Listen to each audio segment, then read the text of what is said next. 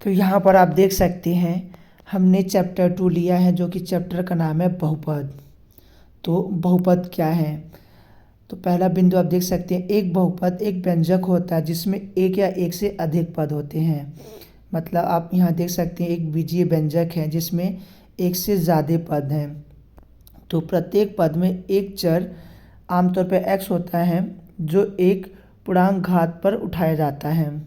देखो, सिंपल से शब्दों में ये कह सकते हैं, कोई भी एक बीजीय व्यंजक होगा और इसके जो घात होंगे चर के वो नॉन नेगेटिव इंटीजर्स होगा।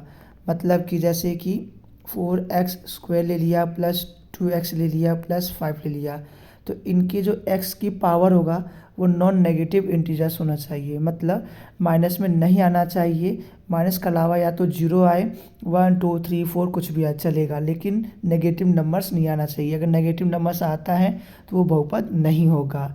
मान लेते हैं 3x की पावर -2 प्लस 4x की पावर 5, तो यहाँ x की पावर -2 हो गया, तो ये बहुपद नहीं होगा। तो बहुपद हम किसे कहेंगे? कोई भी ऐसे बीजीय व्यंजक दिया रहेगा और x की जो पावर होगा वो नॉन नेगेटिव इंटीजर्स होगा। ठीक है ना? केवल 0 1 2 3 4 5 6 7 एंड सो ऑन हो सकता है, इनके अलावा कुछ और नहीं आएगा। मतलब नेगेटिव नंबर्स नहीं होंगे इनके पावर। अब बहुपद के प्रकार, तो रैखिक बहुपद किसे कहेंगे? रैखिक बहुपद उसे कहेंगे अगर उसमें जो x वेरिएबल होगा, कोई भी वेरिएबल होगा, उसका उच्चतम घात मतलब हाईएस्ट पावर जो होगा 1 होता है, उसी को हम रैखिक बहुपद कहेंगे। अब द्विघात बहुपद, द्विघात बहुपद उसे कहते हैं अगर हमें कोई एक ऐसे बहुपद दिया है और उनमें सबसे हाईएस्ट पावर अगर 2 होगा वेरिएबल का, तो उसे हम बोलेंगे द्विघात बहुपद कहेंगे। इसी तरह त्रिघात बहुपद, यहाँ भी आप देख सकते हैं बीजीय व्यंजक हमें जो दिया गया है और x की जो सबसे उच्चतम घात है वो 3 है, तो इसलिए इसको हम क्या बोलेंगे? त्रिघात बहुपद बोलेंगे।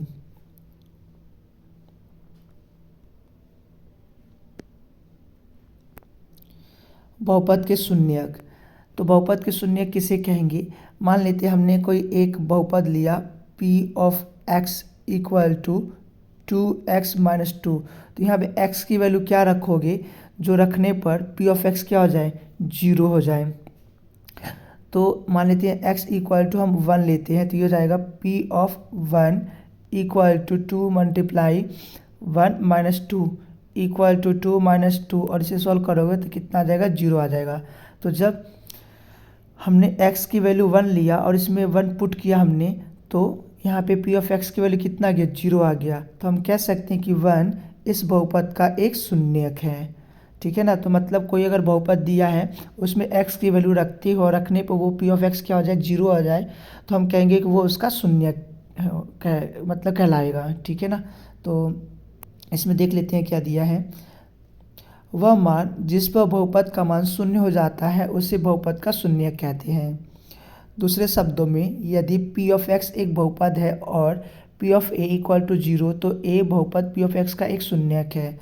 तो मान लेते हैं p ऑफ x एक बहुपद है और हमने x की जगह a लिया और रखने पे ये 0 हो गया, तो हम a को क्या बोलेंगे? इस बहुपद का शून्यक बोलेंगे। और यहाँ पे दे रखा द्विघात बहुपद के अधिकतम 2 शून्यक हो सकते हैं। अगर एक जनरल फॉर्मूला ले लेते हैं ax² plus bx plus c, तो इसकी हाईएस्ट पावर 2 है, तो x की पावर 2 है, तो हम क्या बोलेंगे? इसके केवल 2 ही शून्यक हो सकता है। तो इससे आप क्या समझे? अगर x की पावर 1 है तो एक शून्यक होगा, x की पावर 2 है तो इसके 2 शून्यक होगा, और x की पावर 3 है तो इसके 3 शून्यक होगा, और x की पावर 4 है तो इसके 4 शून्यक होंगे। तो यहाँ पे भी आप देख सकते हैं त्रिघात बहुपद के अधिकतम 3 शून्यक हो सकते हैं, यानी अगर इसकी घात 3 है तो इसके 3 शून्यक होगा। ठीक है?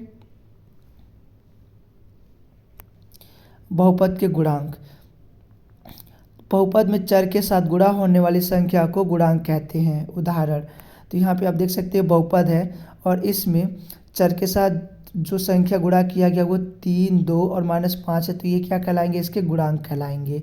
मतलब जैसे कि 4x² प्लस 5x है। तो अगर पूछा जाए इनमें कौन कौन से गुणांक है तो 4 और 5 इसके क्या हो जाएंगे, गुणांक हो जाएंगे, क्योंकि एक्स स्क्वायर में मल्टीप्लाई है 4 का और x में मल्टीप्लाई है 5 का। अब बहुपदों का योग और अंतर, तो जैसे मान लेते हैं हमने को एक बहुपद ले लिया 2x² और प्लस 4 और दूसरा एक बहुपद ले लिया 2x² और प्लस 5, हमें इन्हें ऐड करना है। तो अगर हम लिखते हैं इसको 2x² plus 4 plus 2x² plus 5, तो ये आपस में ऐड होंगे क्योंकि ये लाइक टर्म है। क्यों? क्योंकि x² यहाँ भी है और x² यहाँ भी, तो ये दोनों आपस में ऐड हो जाएंगे। तो ये हो जाएगा 4x² प्लस ये तो कांस्टेंट है तो ये हो जाएगा 9 हो जाएगा। तो यहाँ ध्यान रखना कि समान घात वाले पदों को जोड़कर या घटाकर बहुपदों को जोड़ा घटाया जाता है, तो उनके समान घात होने चाहिए। जैसे 3x² और प्लस 4x², तो x² और x² दोनों एक जैसे हैं तो इन्हें ऐड कर सकते हो, ठीक, या सब्ट्रैक्ट कर सकते हो।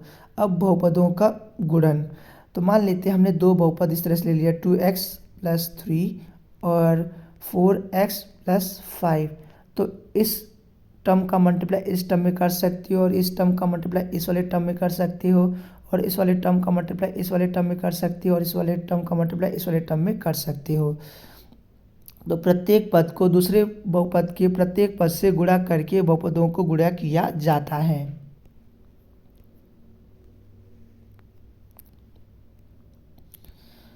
बहुपदों का भाग, तो देखो मान लेते हमने एक ऐसे लिया x² प्लस 4x प्लस 2 लिया, तो इसको अगर हमें डिवाइड करना हो x प्लस 2 से, तो आप बड़े इजी इस तरह से डिवाइड कर सकते हो, करना आता होगा आपको इस तरह से डिवाइड। तो लंबा भाग की विधि का उपयोग करके बहुपदों को विभाजित किया जाता है। तो मान लेते हैं इसी को हम डिवाइड करते हैं x² प्लस 4x और प्लस 2, तो इसको हम डिवाइड करेंगे x प्लस 2 से। दूसरा ले लेते हैं छोटा सा, क्योंकि स्क्रीन छोटा पड़ रहा है, तो हम ले लेते हैं 2x² प्लस 4x प्लस 4 ले लेते हैं। तो इसको हम 2x से डिवाइड करेंगे, जैसे तो 2x² को अगर हम 2x से डिवाइड करें तो 2 से 2 कैंसिल आउट हो जाएगा और x से x कैंसिल आउट हो जाएगा, तो बचा क्या, x बचा। तो यहाँ पर हम लिखेंगे x और इसके से मल्टीप्लाई करेंगे इसका इसमें, तो हो जाएगा 2x² और इसका हम क्या करेंगे, माइनस करेंगे तो हो जाएगा 0 हो जाएगा। अब यहाँ पर हम 4 उतारेंगे, जगह नहीं है तो मैं यहाँ पर उतार लेता हूँ, 4x हो जाएगा। अगेन हम 4x को 2 से डिवाइड करेंगे तो हमें मिलेगा कितना, प्लस 2 मिलेगा। तो मल्टीप्लाई करेंगे तो हो जाएगा 4x और माइनस करेंगे तो हो जाएगा 0, ठीक है। तो बचा क्या, अब 4 बचा। तो अब यहाँ पे x की जो पावर हो जाएगा ना वो 0 है यहाँ पे, और यहाँ पे x की पावर 1 है, तो हम यहीं पे इसको छोड़ देंगे। तो इसका रिमाइंडर कितना बचेगा, 4 बचेगा, ठीक है। और कोशेंट ये आएगा और रिमाइंडर इसका 4 आएगा, ठीक है ना। तो इस तरह से आपको आता होगा भाग करना। अब बहुपद के ग्राफ, तो यहाँ पे दे रखा है एक रैखिक बहुपद का ग्राफ एक सीधी रेखा होता है। मतलब अगर रैखिक बहुपद, हमने रैखिक पहले बता दिया कि अगर x की जो उच्चतम घात होगा 1 होगा तो वो रैखिक बहुपद कहलाता है। तो इस तरह से 2x प्लस 1 अगर हम लेते हैं तो इसका अगर आप ग्राफ बनाओगे तो हमेशा एक सीधी रेखा आपको मिलेगा, ठीक है।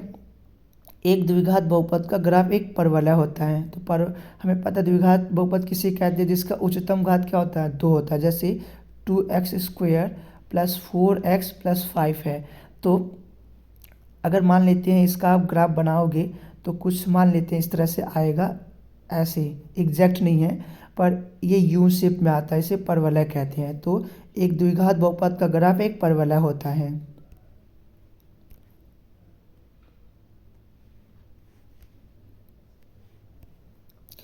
बहुपदों के कुछ महत्वपूर्ण परिणाम, तो यहाँ पर आप देख सकते हो यदि हमें A X square plus B X plus C दिया हो कोई बहुपद, तो इनके जो शून्यक होते हैं, मान लेते हैं A X square plus B X plus C दिया है, तो इनके जो शून्यक होगा वो अल्फ़ा और बीटा होगा। तो अल्फ़ा प्लस बीटा इनके शून्यक को जोड़ोगे तो ये आएगा B minus B upon A, मतलब alpha plus beta equal to हो जाएगा माइनस बी अपॉन ए, और अल्फ़ा और बीटा का मल्टीप्लाई करोगे तो ये आ जाएगा सी अपॉन ए आएगा। ठीक है, तो यहाँ पर आप देख सकते हैं alpha plus beta equal to minus B upon A, और alpha multiply beta equal to C upon A होता है। तो आशा करता हूँ कि आपको समझ में आया होगा। तब तक के लिए धन्यवाद।